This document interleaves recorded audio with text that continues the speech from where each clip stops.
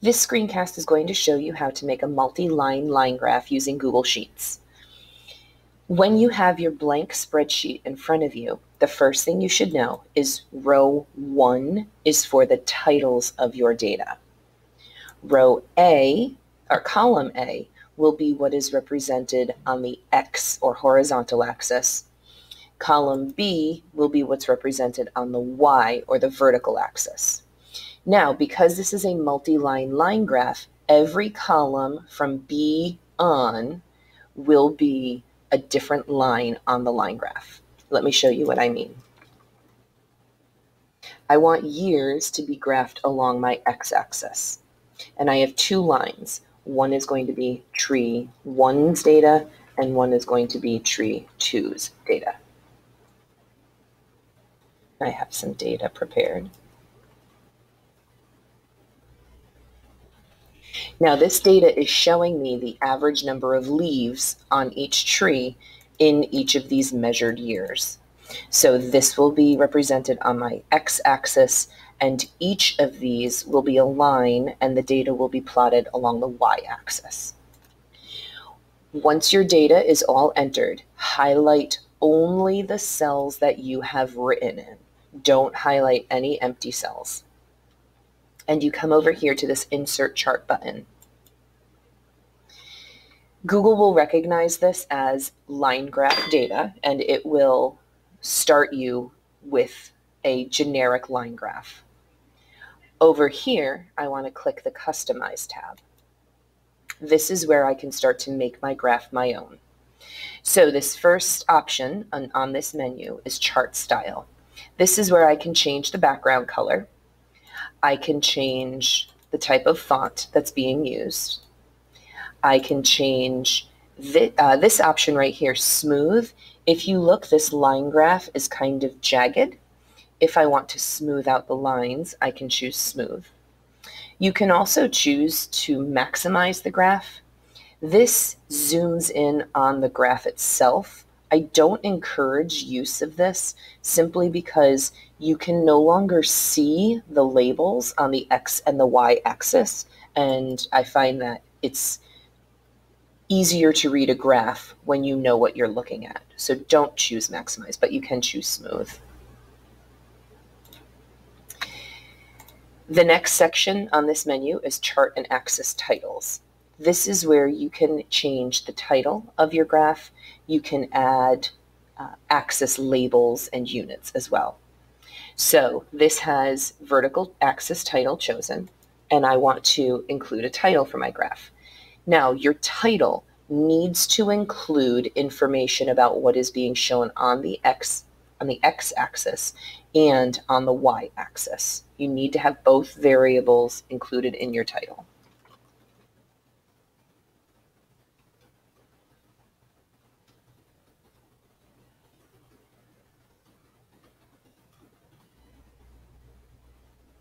Oops.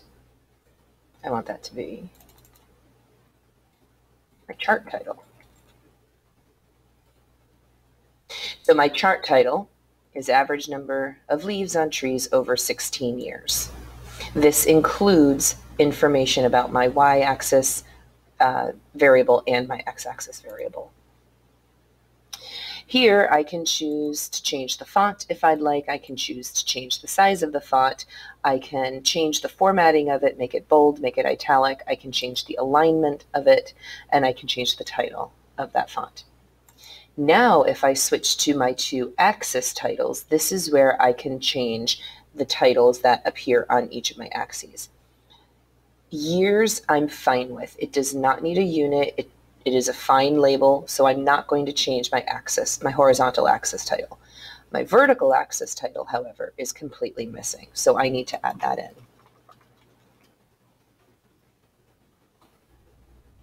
And again, I can change the font, the size, the formatting, and so on.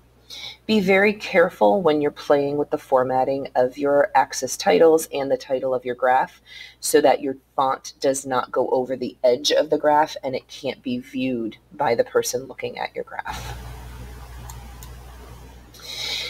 The next option in this menu is series. For this, you can start to change the thickness of the lines in your line graph. Just be very careful about making the lines too thick. You want your viewer to be able to see your data points, and the thicker the line gets, the more blurry those lines can be. So just be very careful about playing with this thickness. But more importantly, in this menu, you can choose to include your data points. You can see on here that you can't really tell where the data points are just by looking at this graph. However, if I add points, you can start to see them. And these are each of my data points. I can even change the shape of each of those data points.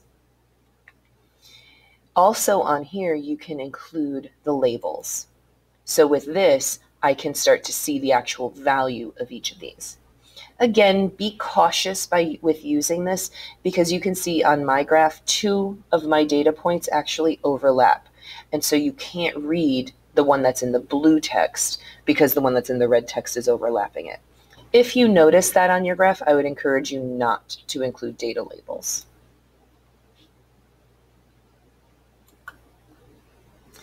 Legend. This is where you're going to edit this portion of your graph. You can see that Google has defaulted tree 1's data is this blue line, tree 2's data is this red line. If I want to play with the positioning of the legend, I want it at the bottom of the graph, or I want it inside the graph, or I want it at the top of the graph, you can play with whatever positioning you'd like. And you, again, can play with the font, the size of the font, the formatting of the font, and the color of the font in that legend. For horizontal axis, this is where you can start to, again, come back to editing the text that's here. You can change the font, the formatting, the color. If you would like, if you notice on my x-axis, not all of my data points are shown. If you want to see all of those, you can click Treat Labels as text, and all of your data points will show up. However, by doing that, your grid lines disappear. So it all depends on how you want your graph to look. Do you like the grid lines so that it's easier to organize and view the data, or do you prefer to actually show all of the data points? For the vertical axis, because this is a line graph and it's showing change over time, you're going to want to make, oh, again, you can change the formatting here, but you're going to want to make sure your minimum value is 0. Google should have done that for you, but if for some reason Google did not, you need to make sure this x-axis value is down to 0. And this is where you can do that. Gridlines plays with these lines here. I tend to find that the grid lines help you see the data a little bit more clearly because it allows you to quickly line up data on the graph. If you want to change the grid lines, the colors, this is where you would do that. And once you're happy with how your graph looks, you can close out of this menu and you have a completed graph.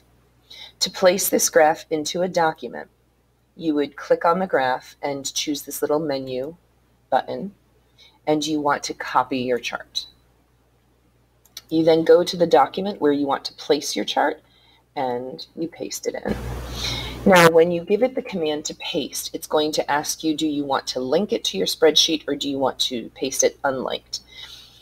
If you link it to your spreadsheet and you find an error on your graph, if you go back to your spreadsheet and fix the error, it will automatically update the graph on your document. If you paste it unlinked, and you find an error, then you go back to your spreadsheet, you fix it, and then you have to repaste it into your document. It just saves you a step. So if I paste it, and then I find there's an error, this was 165. This will update my graph, and on my document, I get a little update button, and it will update my data. And that's how you make a multi-line line graph in Google Sheets.